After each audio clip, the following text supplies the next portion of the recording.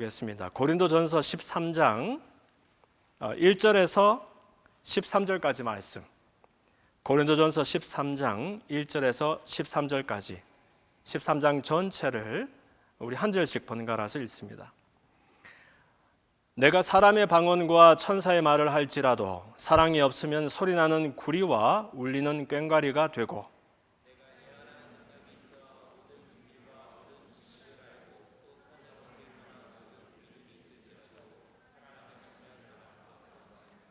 내가 내게 있는 모든 것으로 구제하고 또 내 몸을 불사르게 내어줄지라도 사랑이 없으면 내게 아무 유익이 없느니라.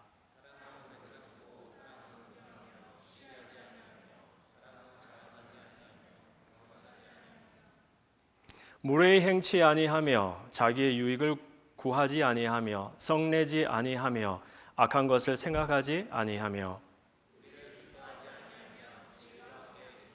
모든 것을 참으며 모든 것을 믿으며 모든 것을 바라며 모든 것을 견디느니라.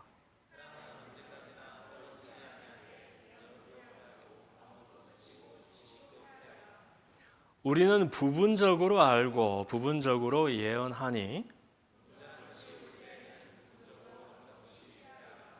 내가 어렸을 때에는 말하는 것이 어린아이와 같고 깨닫는 것이 어린아이와 같고 생각하는 것이 어린아이와 같다가 장성한 사람이 되어서는 어린아이의 일을 버려노라.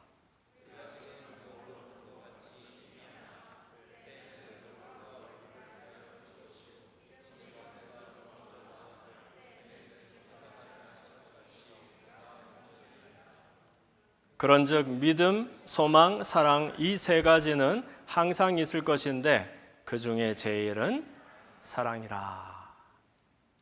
아멘. 제목을 Love Does라고 붙여봤어요. Love is가 아니라 Love Does로.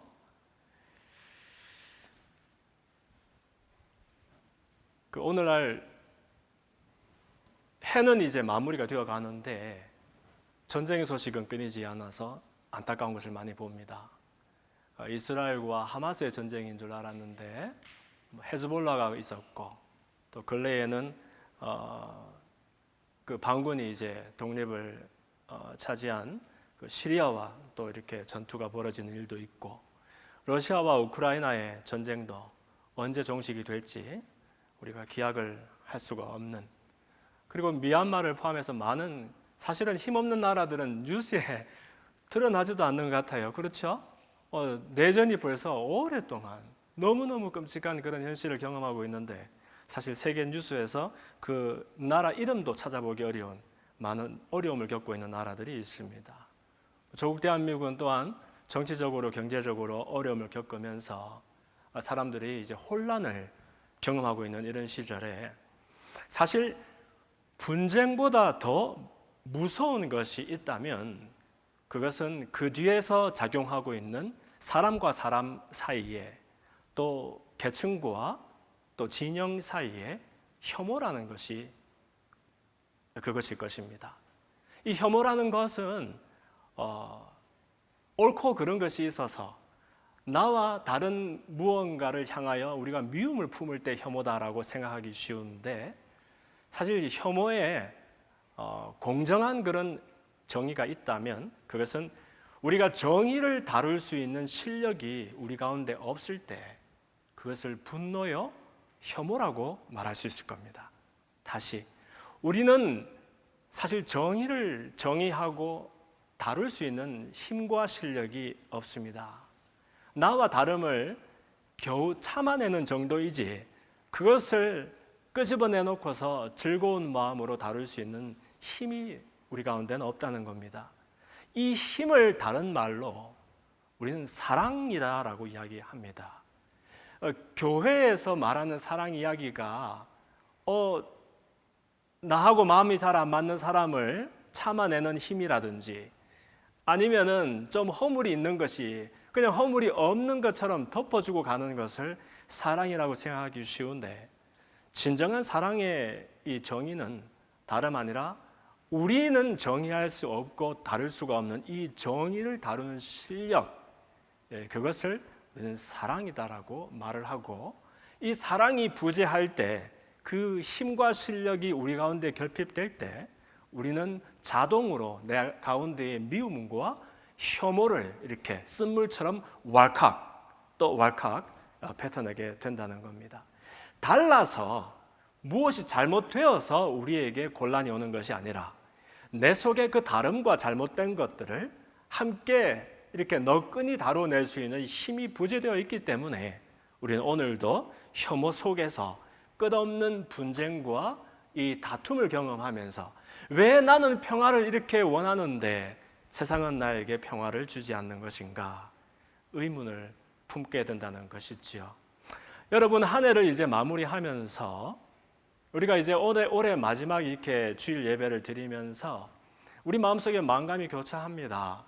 좋았던 일들 생각하면 하나님의 은혜 때문에 감사하게 되고, 그런가 하면 우리 마음속에 아쉬운 것도 또 후회되는 일들도 많이 있을 것입니다.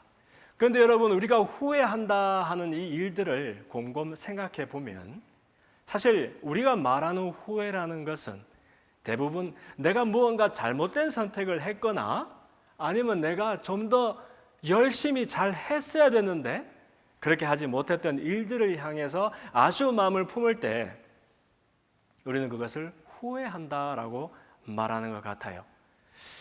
그렇죠. 내가 그때 그걸 하지 말고 말이야, 이걸 했었어야 좀 더 좋았을 텐데, 아니면 내가 그때 조금 더 힘을 내서 조금 더 잘해서 부지런하게 해서 그렇게 했어야 더 좋은 열매가 맺었을 텐데 하면서 아쉬워하면서 나에게는 그런 후회가 있다 이렇게 말을 하죠.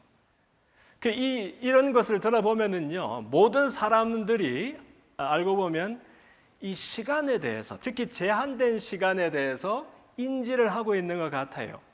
후회한다 하는 이 말은 나에게 시간이 무한정 있지 않고 제한되어 있다 하는 말의 다른 표현인 것 같습니다. 참 신기하죠. 오늘 우리가 사람들이 살고 있는 모습을 들여다보면 너나 없이 영원히 살 것처럼 오늘을 살고 있어요. 내가 장차 죽는다는 거 모르는 사람은 아무도 없지만, 그러나 오늘은 내가 죽지 않을 거야, 심지어 내일도 죽지 않을 거야 라고 얘기하면서 마치 언젠가는 죽지만 그러나 거의 영원에 가까울 만큼 죽음이 나에게 오지 않는 사람처럼 오늘을 살아가고 있는 것이 대다수의 사람들.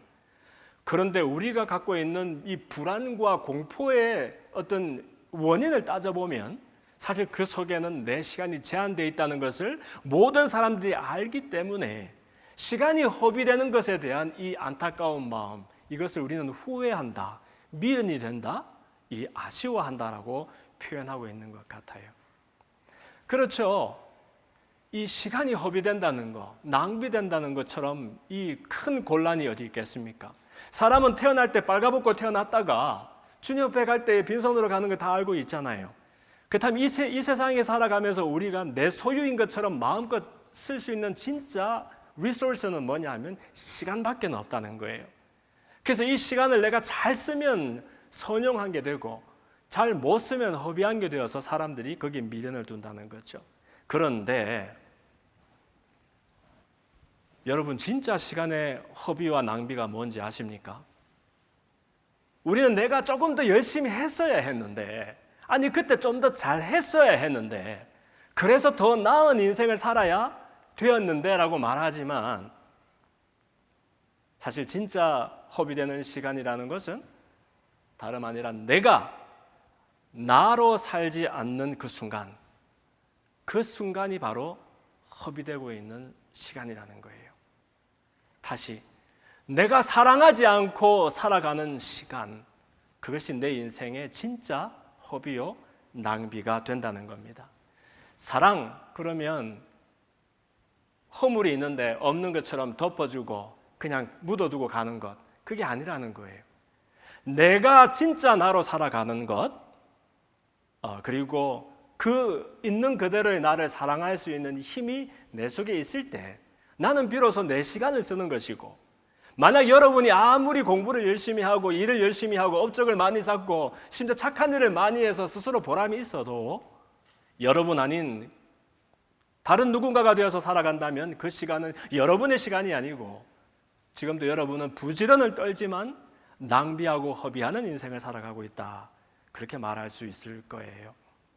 그래서 오늘 읽었던 본문 고린도전서 13장은 다른 말로 사랑장이다라고 불리기도 하고요. 많은 사람들이 사랑이 뭔가 얘기할 때 사랑은 이렇게 좋은 거야.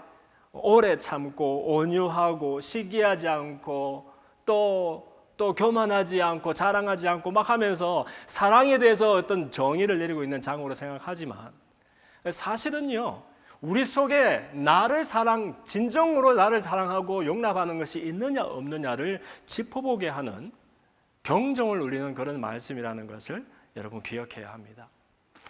사랑이라는 단어는 이 의미를 가지는 명사입니다. 그래서 뭘 하고 말고 하는 단어가 아니에요. 사랑을 여러분 정의하려고 하면 이러이러한 감정, 저러저러한 사건, 이러이러한 상태 이렇게 정의하면 되지 사랑이 뭘 하고 말고 하는 게 아니에요.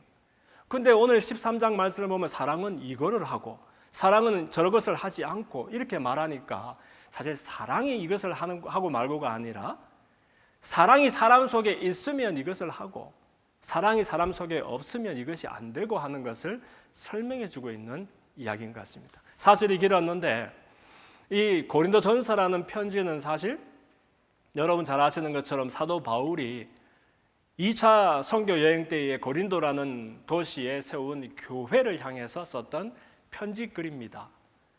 그 귀한 교회를 생각할 때 어느 날인가 교회에서 들려오는 안타까운 소식들이 있는데 이 교회에 너무너무 많은 문제들이 생긴 거예요.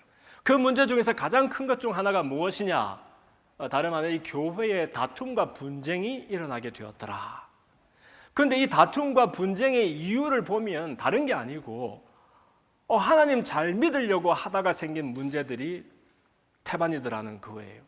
사실 고린도는 큰 항구 도시였고 그러다 보니까 사실 우상 숭배와 음란이 그냥 만연했던 그런 도시였지만 그와 동시에 성령의 놀라운 역사가 일어나는 교회이기도 했다는 겁니다. 그 성도들 간에 심지어 이제 그때는 막 방언으로 말하는 것이 흔한 그런 지역이었고 그리고 온갖 성령의 은사들이 드러나고 기적과 이적이 막 이렇게 이루어지는 그런 교회였다는 거예요.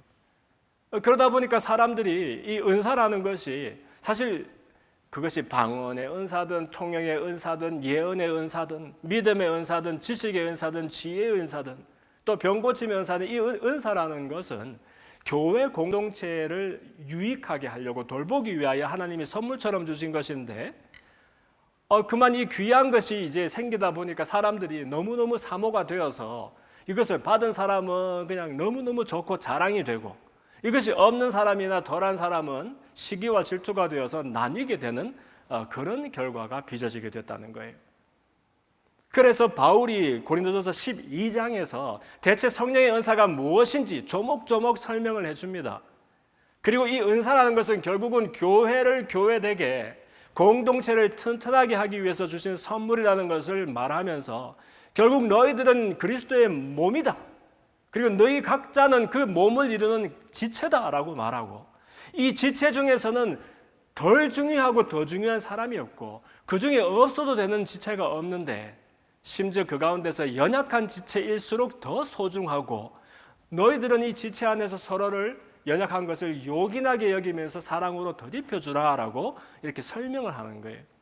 그렇게 한 다음에 13장에 이르러서 사랑은 오래 참고 사랑은 온유하며 하면서 그 유명한 이야기를 하는데 이것은 사랑에 대해서 설명하기 위한 것이라기보다는 사랑 없는 고린도 교회를 향하여 사랑이 없으면 사람이 얼마나 허비가 되고 낭비가 되고 아무것도 아니다 하는 것을 보여주고 있는 그런 말씀이라 하겠습니다. 우선 1절, 2절, 3절 말씀을 한번 보겠습니다. 1, 2, 3절 말씀은 심지어 우리 속에 성령의 모양이나 능력이나 실천이 있어도 사랑이 없으면 아무것도 아니라는 것을 말해주고 있어요. 1절 말씀, 내가 사람의 방언과 천사의 말을 할지라도 사랑이 없으면 소리나는 구리와 울리는 꽹과리가 되고. 여러분 여기서 사람의 방언과 천사의 말이라는 것은 방언을 말하는 것을 말합니다. 이게 무슨 말인가? 이 고린도 교회에는 이제 방언이 흔한 것이 돼서 많은 사람들이 방언을 했어요. 그 가운데에서는 나는 알아듣지 못하지만 내가 쓰지 않는 말을 그 말 쓰는 사람은 알아들을 수 있는 그런 방언들, 사람의 방언이라고 말합니다. 그런 방언으로 이제 마치 마가의 다락방에서 임했었던 사도들이 받았었던 그런 방언과도 같은 그런 방언이 있었었고, 또 그런가 하면 천사의 말, 나도 알아듣지를 못하고 다른 사람들도 그 말 쓰는 사람이 없는 사람의 언어가 아닌 것 같은, 이것은 이제 성령을 받았을 때에 처음으로 드러나는 외적인 증거다 해서 많은 사람들이 표적처럼 받았다, 표적 방언이라는 말을 쓰지요. 어쨌든 이 사람의 방언이든 천사의 말이든 방언은 굉장히 귀한 겁니다.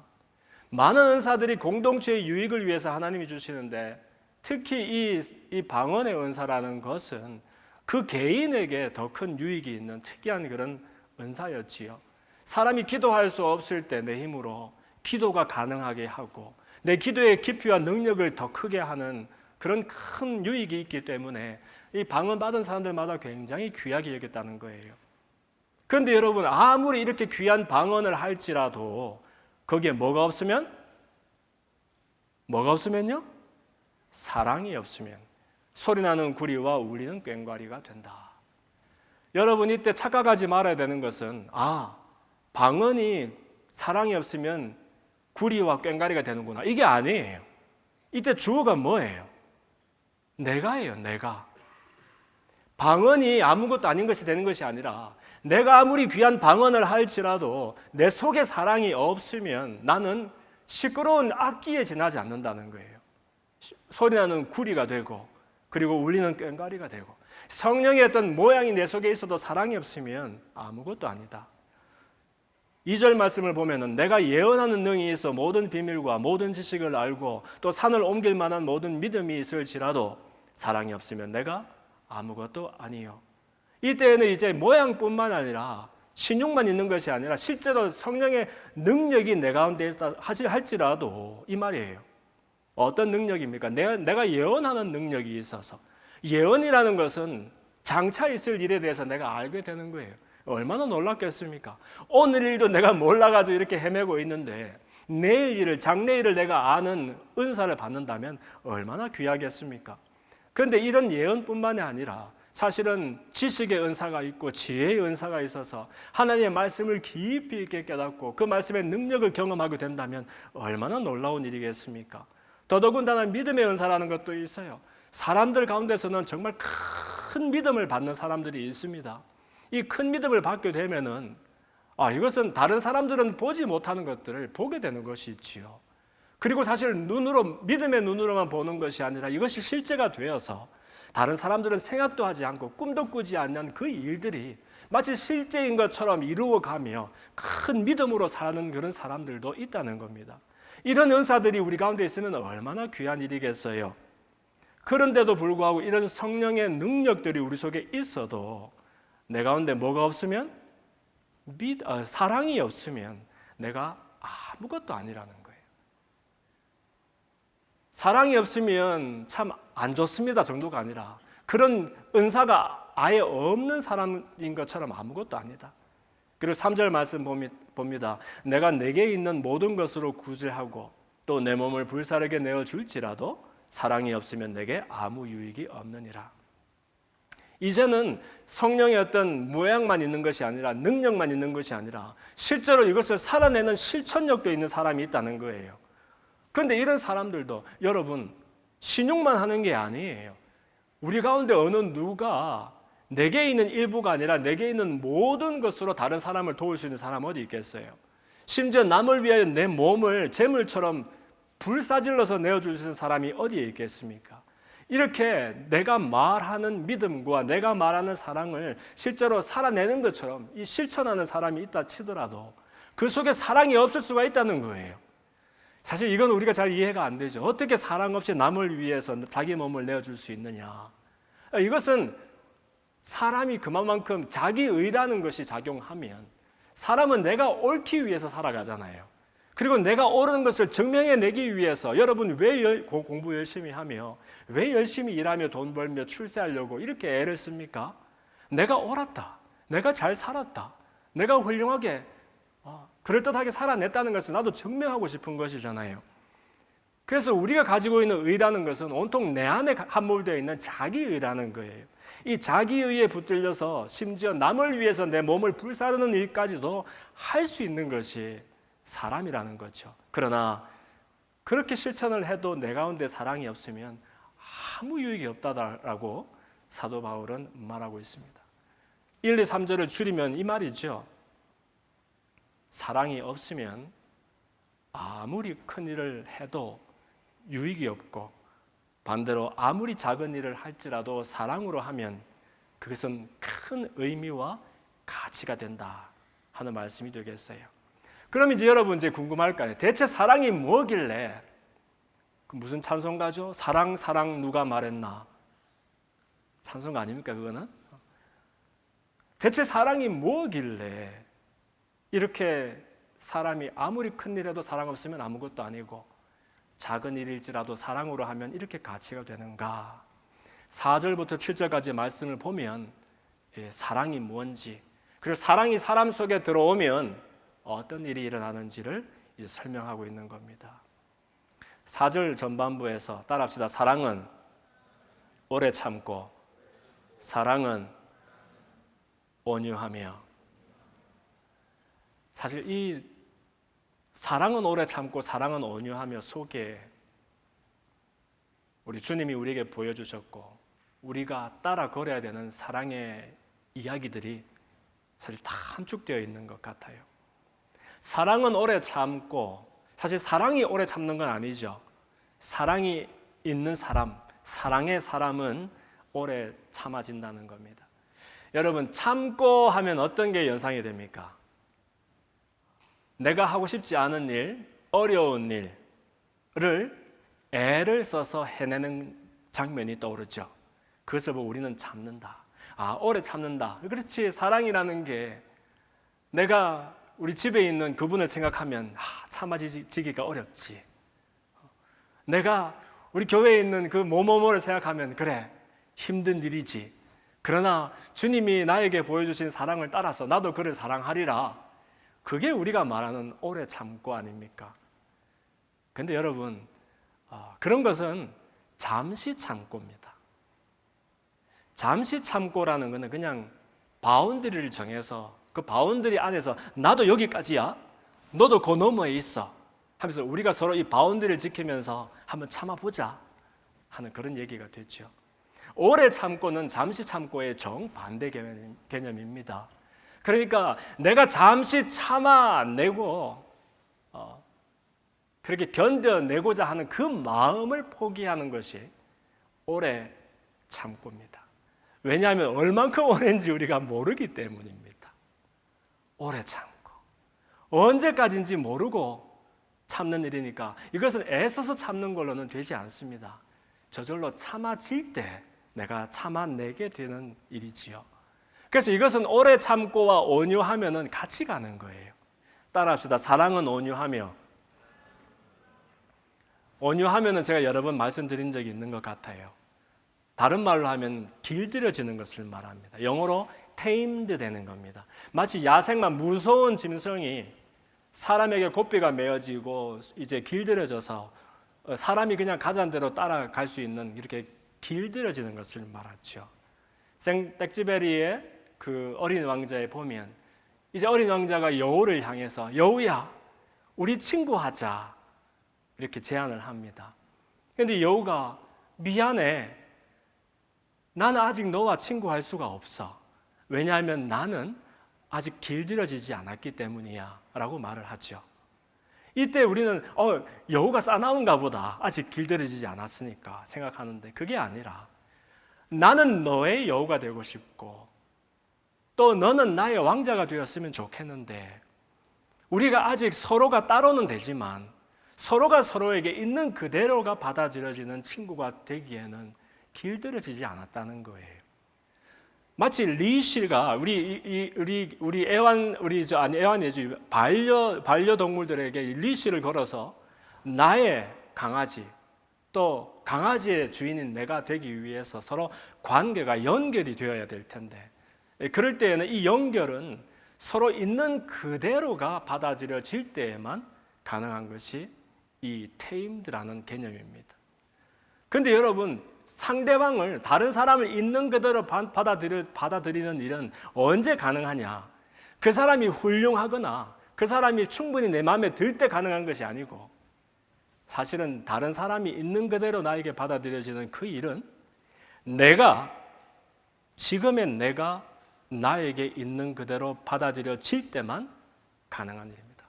다시, 오늘 사랑에 대한 이야기 중에서 가장 중요한 대목입니다. 여러분, 내가 있는 그대로의 나를 받아들일 수 있을 때, 그때에만 우리는 다른 사람을 있는 그대로 이해하고 용납하고 사랑하며, 그 너머 나와 다르고 심지어 나와 서로 미움의 관계에 있는 세상을 같이 나와 연결해서 살아갈 수 있는 힘이 그 가운데 생기게 됩니다. 쉽게 얘기해서 나의 진정한 가치는 여러분이 잘하고 있는 것, 여러분 속에 있는 온전한 것이 여러분의 가치가 아닙니다. 우리는 내 가치 얘기할 때 나의 GPA, 내 인컴, 또 내가 갖고 있는 지식, 내가 잘했던 일들, 착한 행실들, 이것들이 모아져서 나의 가치가 매겨진다고 생각하는데, 그것은 나에게 전혀 가치가 되지 않습니다. 그럼 무엇이 내 가치란 말입니까? 나의 온전한 진짜 가치는 내 속에 있는 연약함, 내가 잘 못한 것들, 심지어 나도 싫어하는, 나도 혐오하는 내 속에 있는 좋아하지 아니하는 부분들이 여전히 남아있다면 그 부분만큼만 나의 가치가 되는 겁니다. 아니, 좋은 게 좋은 거 아닙니까? 아닙니다. 만약 여러분이 온전한 것이 점점 많아져서 충분히 온전해지거나 완전하게 온전해진다면 여러분 가치가 없어지는 겁니다. 그땐 여러분에게 더 옳고 그른 것도 따질 수도 없고 따질 필요도 없고, 사람이 원래 사람의 모습을 회복했으니까 더 이상 이제는 가치를 저울질하는 일도 불가능해집니다. 그럼 우리 인생의 의미는 뭐냐? 내 속에 있는 가장 큰 보물은 내가 나를 쳐다봐도 싫어하는 내 속에 있는 연약함과 부족함과 잘 못하고 있는 그 모든 부분들이, 그러나 조금씩 용납되고 받아들여져서 온전하게 되어가는 그 과정을 인생이다라고 말하는 것이죠. 그러니까 나의 가치는 나의 연약함으로만 매겨집니다. 이것이 없으니까 모든 사람들이 몸살을 앓고 오늘도 그렇게 고통 속에서 번민에 빠져 있는 겁니다. 내가 조금 더 열심히 했어야 되는데, 조금 더 잘했어야 되는데. 여러분, 이 얘기 듣고서 공부 게을리 하라는 말 아닙니다. 일 팽개치고 나는 있는 그대로 내가 너무 좋아하면서 그렇게 살아라는 얘기 아닙니다, 여러분. 오히려 더 이 악물고서 내가 맡은 일 더 열심히 할 수 있을 거예요. 그러나 그 하든지 말든지 그걸 떠나서 나의 진짜 가치는 내가 내 스스로 바라봐도 정말 다른 사람에게 드러내지도 못할 만큼 너무너무 부끄러운 그 생각들, 너무너무 부끄러운 그 행실들, 너무너무 부끄러운 그 습관들과 온통 내 과거를 메우고 있는 그 연약하고 부끄러운 이야기들, 그것들이 나의 진정한 가치가 된다는 거예요. 그래서 있는 그대로의 나를 먼저 이해하고, 이것은 내가 정말 그렇게 한번 실패가 되는 인생을 살아보려고 애를 썼던 것은 아니었지만, 그런 내 실력이 그렇게밖에 안 되었구나 하는 것이 이해가 되고 납득이 되고 받아들여질 때 비로소 나를 온전히 사랑하는 일이 시작이 된다는 것입니다. 왜 많은 사람들이 오늘날 다른 사람을 더 사랑하려고 애를 쓰면서 정작 자기 스스로를 사랑하는 일에 실패되어서 세상과 등지고 살아가는 사람들이 얼마나 많습니까? 여러분, 내가 다른 사람과 쉽지 않은 것은 결국 내가 나와 쉽지 않아서 그렇게 되는 것입니다. 부부간에 잘 안 되는 것들은 배우자에게 나하고 도저히 맞추려고 해도 잘 맞아지지가 않는 그것 때문에 안 맞는 게 아닙니다. 내가 나와 화목하지 못하기 때문에, 만족하지 못하는 내 스스로의 모습 때문에 지금 배우자가 아니라 그보다 훨씬 근사한 사람을 붙여놔도 여러분 여전히 우리는 스트로크를 하게 될 것입니다. 우리가 학교에서, 직장에서, 공동체 속에서 나와 다른 사람과 왜 부딪히면서 그렇게 괴로워해야 합니까? 그 사람은 말이야, 그 사람이 나빠서가 아니라 나하고 안 맞아도 그렇게 안 맞을 수가 없어. 우리는 자꾸만 우리의 안 맞음을 가지고서 탓을 하지만 그건 안 맞는 문제가 아니라 사실은 내가 있는 그대로의 나를 먼저 바라보지 못하고 나의 연약함을 이해하지 못하고 납득하지 못하고 용납하지 아니하고 사랑하지 않기 때문에 내 밖에 다른 세상과 연결하고 사랑할 수 있는 힘이 내 속에 그 여력이 남아있지 않는 겁니다. 어떤 사람은 돈도 없는 것 같고 배움도 모자라고 볼품 있는 것이 아무것도 없는데 아니 이 사람은 이상하게 자기 마음속에 큰 겸손이 있고 만나는 사람마다 쉽고 화목하고 그런 사람들 본다면 여러분 의아하지 않겠습니까? 저 사람은 가진 것도 아무것도 없는데 나하고 비교하면 아무것도 아닌데 나는 이렇게 다른 사람들과 힘들어할 때 저 사람은 왜 저렇게 쉬운가? 그것은 그 사람이 태어날 때부터 심성이 고와서 성격이 좋아서가 아니라 MBTI에 무슨 비결이 있어서가 아니라 여러분 있는 그대로의 나를 이해하고 받아들이고 사랑할 수 있는 힘이 체력이 그 사람 속에 있었기 때문인 것입니다. 그러므로 나의 가치를 내가 이룬 일들과 다른 사람들이 나를 평가하는 그 점수를 가지고서 매기지 아니하고 위로부터 나를 지으신 분이 나를 어떻게 말씀하시는가를 가지고서 그 가치를 매기기 시작한다면 오늘 내가 가지고 있지 아니한 것과 아직 할 수 없는 그 일 때문에 나를 혐오하기보다는 여전히 그분이 정의하시는 나의 가치 때문에 만족과 큰 행복을 경험하게 될 거라는 거예요.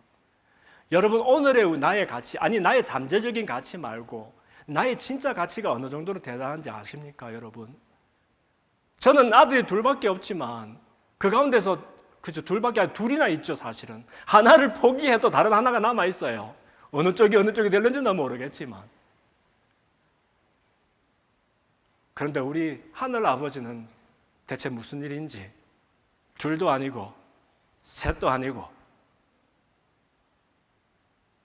하나밖에 없는 아들을 저와 여러분을 위해서 아낌없이 내어주셨다는 거예요. 아니 나의 잠재적인 가치 때문에 그렇게 하신 것이 아니라 장차 나중에 저 아이가 온전하게 되면 그 속에 보물과 같은 그런 가치가 있다라고 그것을 가지고서 베팅을 하신 것이 아니고 지금 나에 있는 그대로 해. 그냥 생각만 해도 죄로밖에 생각할 수밖에 없고 연약한 것 투성인 나에 있는 그대로의 가치가 너무너무 완벽해서 아낌없이 자식을 내어주신 그분이 나의 가치를 정의하신다는 거예요. 이 부분에서 여러분 납득이 되고 용납이 되어야 비로소 나와 다른 사람들, 나와 맞지 않는 사람들과 연결이 아까 말한 온유, 길들여짐, 테임드 되는 일이 가능하게 된 것이고 그리고 그 너머의 세상과 소통하고 연결되는 일이 가능하다는 겁니다. 요한일서 4장 16절 말씀에서 하나님이 우리를 사랑하시는 사랑을 우리가 알고 믿었노니 하나님은 사랑이시라. 사랑이 뭡니까? 하나님이 사랑이십니다. 사랑이 하나님인 것입니다. 그 사랑 안에 거하는 자는 하나님 안에 거하고 하나님도 그 안에 거하시느니라. 교회 다니는 일이 교회 다니면서 행실 바르게 해서 착한 일 해서 다른 사람들 앞에 그럴듯한 사람 되기 위해서 모이는 자리가 아니고 사실은 세상에서 말하지 못하고 세상에서 보여줄 수가 없는 진짜 실력, 나의 온전한 가치를 깨달아서 다른 사람 연약한 것, 나보다 더 연약한 것이 많아 보이는 그 사람 있는 그대로를 받아들이고 용납할 수 있는 그 사람이 되어지는 그 연습을 하는 장소가 교회라는 것을 우리가 깨달아야 합니다. 이 부분에서 풀리고 나면 나머지 4절 후반부 5절, 6절, 7절 말씀이 다 이제 우리가 이해가 됩니다. 사랑은 투기하는 자가 되지 아니하며 사랑은 자랑하지 아니하며 교만하지 아니하며 무례 행치 아니하며. 오늘날은 무례의 시대입니다. 오늘날은 찌르고 해하는 시절이라는 말이에요. 끊임없이 다른 사람 속에 있는 연약함, 내가 마음에 들어하지 아니하는 그것을 찌르고 상체기를 내야만 견뎌내는 그런 무례의 시대를 살아가고 있는 오늘날. 그리고 이 교만이 어디에서 옵니까? 바로 나의 있는 그대로를 사랑하지 못하는 우리의 실력 없음에서 교만이 비롯되고, 이 교만이 끊임없이 내가 가지고 있는 허상으로 자랑하게 만들고, 이 자랑이 서로 시기하며 투기하게 만들고, 그래서 5절 후반부에는 자기의 유익을 구하지 아니하며 성내지 아니하며 악한 것을 생각지 아니하며 불의를 기뻐하지 아니하며 진리와 함께 기뻐하고. 한국에 요즘 저는 뭐 정치적인 이야기를 할 필요도 없고 하고 싶지도 않습니다만은 한국에서 일어난 일들을 뭐 지정학적인, 지경학적인 그런 이야기를 하지 않더라도 사실은 지금 일어나고 있는 그 분쟁의 소식들의 진짜 정체는 그 이면에 있는 이 진영과 계층을 끊임없이 나누고 겨루게 만드는 이 혐오의 문제라는 겁니다. 이 혐오라는 것은 아까 말씀드렸다시피 사랑할 수 있는 힘과 기술이 모자란 사람들에게 자동적으로 드러나는 현상입니다. 우리가 언제 성을 냅니까? 배우자를 향해서 언제 분이 납니까? 그 배우자가 왜 그렇게 내가 그렇게 싫어하는 그것만 골라서 하는지, 그래서 싫은 게 아니라는 거예요. 언제 나에게 성이 나며 나와 다른 사람에게 분이 나며 끊임없이 자기의 유익을 구하게 됩니까? 그것은 우리 가운데에 이 교만이 자리할 때, 나를 사랑하지 못하고 나와 다름을 견뎌내지 못하게 하는 그런 속에 함몰되어 있을 때 우리는 끊임없이 분노하며 성내게 되어 있다는 거예요. 그래서 오늘날 평화가 없는 까닭은 문제가 하도 꼬여서 평화가 없는 것이 아니고 평화를, 정의를 다룰 수 있는 실력이 우리 가운데 없어서, 사랑할 수 있는 힘이 남아있지 않아서 그렇게 된 것일 겁니다. 그러나 이 사랑하는 마음이, 나의 있는 그대로의 연약함을 인정하는 마음이 우리 속에 생기게 되면 다른 사람의 단점과 모자람에도 우리가 관용할 수 있게 되고, 그러면 진리와 함께 기뻐하고 불의를 기뻐하지 아니하는 성품이 우리 가운데 생기게 됩니다. 시편 1편 1절 2절 말씀을 보면, 그래서 복 있는 사람은 악인의 꾀를 쫓지 아니하고 죄인의 길에 서지 아니하고 오만한 자의 자리에 앉지 아니하고 오직 여호와의 율법을 즐거워하여 그 율법을 주야로 묵상하는 자니라. 자기를 관용하지 않는 사람은 하나님의 말씀이 귀에 들어오지 않습니다. 그 말씀을 살아낼 수 있는 힘도 없습니다. 그러니까 여호와의 율법을 어떻게 즐거워할 것이며 어떻게 악인의 길을 쫓지 않고 살 수가 있겠습니까? 그래서 결국 사랑이 있는 사람은 모든 것을 참으며, 이때 모든 것을 참으며 하면서 모든 것에서 참으며 믿으며 바라며 견디게 된다라고 말씀합니다. 결국 사랑의 정체는 우리가 다른 사람들 사랑하면서 착하게 살아보기 위해서 주어진 것이 아니라 사람이 사람 되게 하기 위하여 하나님이 우리에게 선물로 주는 일이다 하는 것을 알 수 있어요. 말씀을 맺습니다. 레오 버스카글리아라는 사람이 아주 유명한 책을 썼습니다. 사실은 이 교육학에 관계된 책인데, 살며, 들어보셨죠? 사랑하며 배우며 하는 책이 있습니다. 이 교육학에 있어서 정말 고전이고 정말 10번을 읽어도 더 읽고 싶은 그런 책입니다. 그런데 이 책 속에서 이 버스카글리아는 교육의 정체에 대해서 아이들이 있는 그대로의 나를 사랑할 수 있도록, 그래서 세상을 마음껏 사랑하며 살아갈 수 있도록 돕는 일이다라고 정의하고 있어요.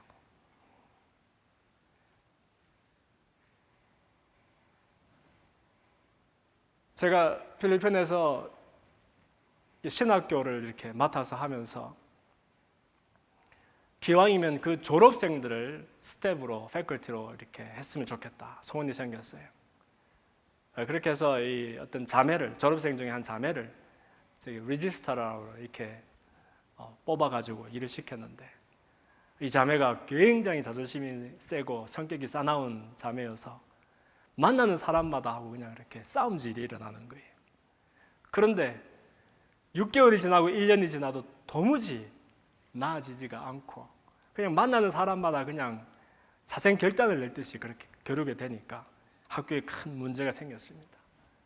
그런데 제가 그 자매 때문에 고민이 되어서 기도를 많이 하다가 하나님 이런 마음을 주시는 거 있죠. 학교에서 써먹으라고 자매를 붙여준 게 아니라 그 자매가 자기를 용납하고 다른 사람을 사랑하며 그 사랑 속에 성장하도록 이 자매를 위해서 학교가 존재한다고 생각해 보아라. 그래서 이 자매에게 제가 제 성품으로 할 수 있는 일이 아니었던 것 같아요. 하나님 주신 소원이어서 참아지고 그 자매의 싸나운 성격이 즐거워지고 하면서 끝까지 한번 같이 갔었던 그런 경험이 있습니다.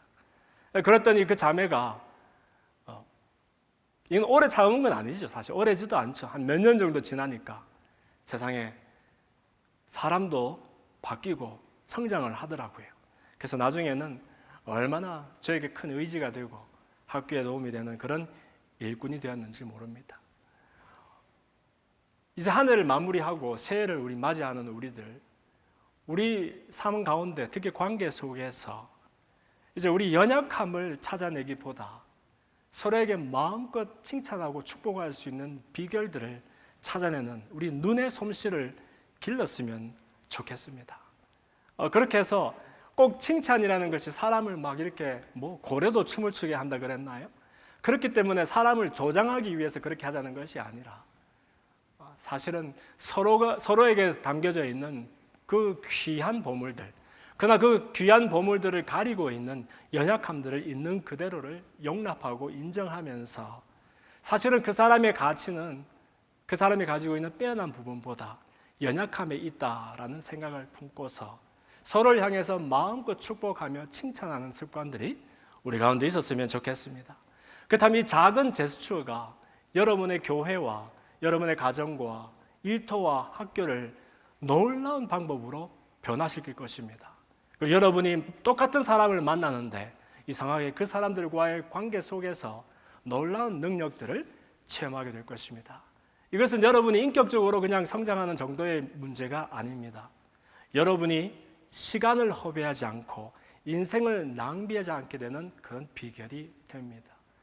얼마나 많은 사람들이 오늘도 나로 살지 못하고 somebody else가 되어서 시간을 허비하며 그렇게 살아갑니까? 내일 모레 죽는 순간이 되어서 주님 앞에 설 때에 내가 그때 좀 더 열심히 했었어야 됐었어, 더 잘해냈어야 됐었어, 그런 미련이 남겠습니까? 아니면 살며 사랑하며 배우지 아니하고 나로 살지 않고 허비했었던 그 시간을 아쉬워하며 후회하겠습니까? 오늘도 주님 보여주신 사랑을 본받아서 살며 사랑하며 배우며 진정한 나로 살아가며 승리하는 그런 새해를 준비하는 저와 여러분이 되었으면 좋겠습니다. 자리에서 일어납시다.